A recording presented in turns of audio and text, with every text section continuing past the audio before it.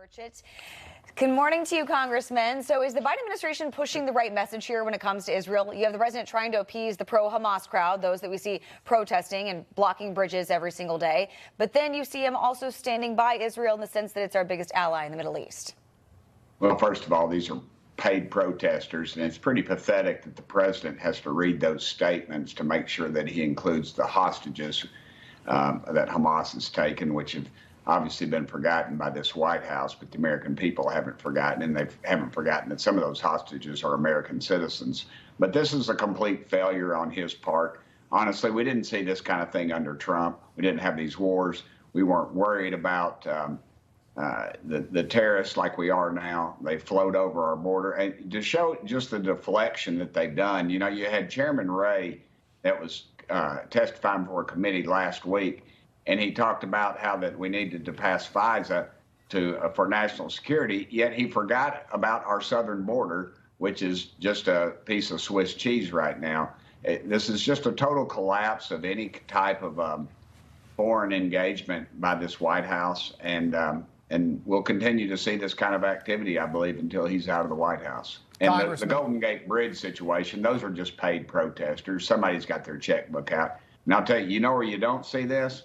You don't see this in the great state of Tennessee. We don't put up with this nonsense down here. No, it's a great point. And they're doing this during rush hour deliberately, by the way. The California traffic is bad anyway. Imagine if the Golden Gate Bridge is shut down in both directions. Congressman, I want to play you a soundbite. This is Speaker Mike Johnson, who it appears, you know, he went down to Mar-a-Lago, met with Donald Trump in person over the weekend. It appears his job is safe as House Speaker. And this week he expects to move forward with multiple aid packages, one for Israel, one for Ukraine. Take a listen.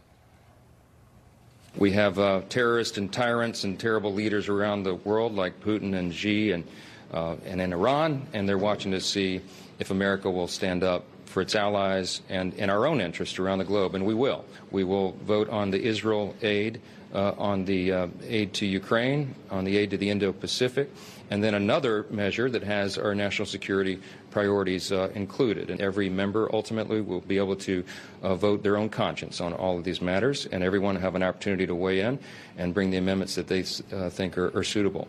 All right, Congressman, where are you if those two bills hit the floor this week, Ukraine and Israel? Of course, I'm not going to vote for any more funding for Ukraine, $116 billion. We could have built the wall, I believe, 6 times. We could have fixed the Flint, Michigan lead situation a dozen times probably. I think we could give every homeless veteran $1 million in this country, the money we spent on Ukraine. And here it is, tax day, and this is where we're at. They've got enough. It's Europe's war. Let them fight it. Of course, we support Israel.